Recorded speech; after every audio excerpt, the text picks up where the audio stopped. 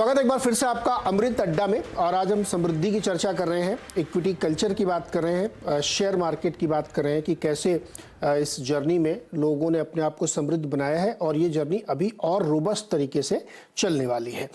विशाल, हमने कहा था कि हम लोग बिग पिक्चर पे काफ़ी बात की, अब मैं थोड़ा स्पेसिफिक पे जानना चाहूँगा। आपने अपने शुरुआती स्टेटमेंट में एक लाइन कही थी, उसको मैं एक्सप्लोर करूँगा कि क्या नहीं करना है स्पेसिफिकली, वो क्या है, क्या चीज़ नहीं करनी चाहिए?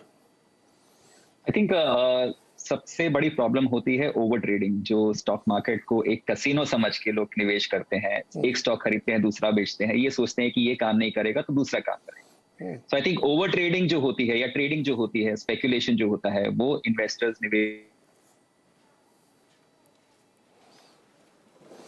ओके, शायद थोड़ा सा कनेक्शन में दिक्कत है। ये सवाल मैं नीलेश सर के। नीलेश सर, एक स्पेसिफिक चीज़ जो आपने इस जर्नी में सीखी है कि जो नहीं करना चाहिए, गड़बड़ हो जाती है, उसको विशाल भाई कंटिन्यू करें अगर आप कनेक्टेड है तो।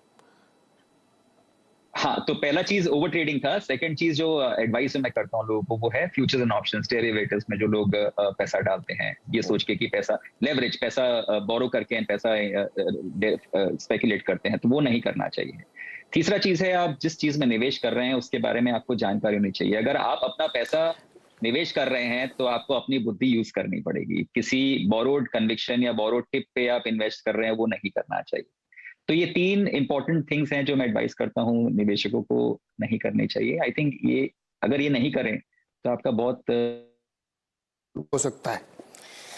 नीलेश सर, क्या नहीं करना चाहिए? और इस आधुनिक युग में जहाँ पे इतनी सारी नॉइसेज हैं, इतनी सारी चीज़ें अगल बगल गुजरती रहती हैं, तो मानवीय प्रवृत्ति होती है, स्वभाव होता है, आदमी उससे प्रभावित हो जाता है।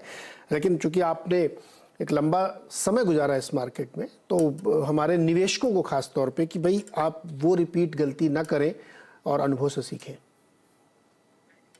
वेल, नीरज भाई, वैसे तो बहुत सारी चीजें हैं, कुछ चीजें विशाल जी ने बता दी है, बट मैं सिर्फ यही कहूंगा कि एक गुजराती में कहावत है,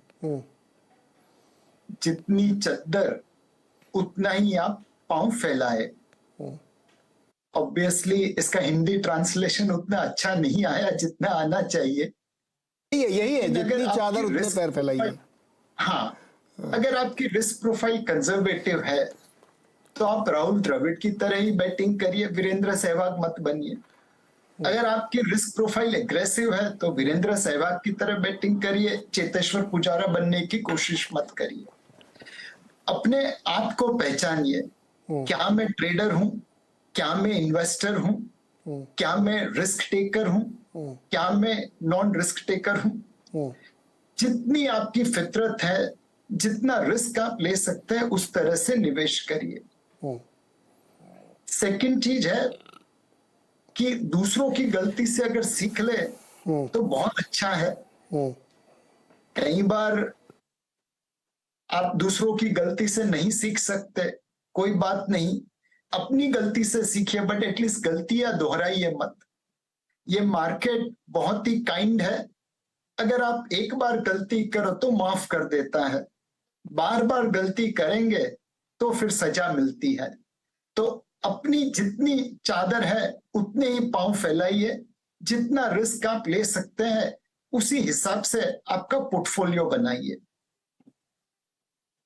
तो जितनी चादर है उतना फैलाइए, यानी बेसिकली रिस्क आप कितना ले सकते हैं, कितना आपके एटीट्यूड में है, वो जानना बहुत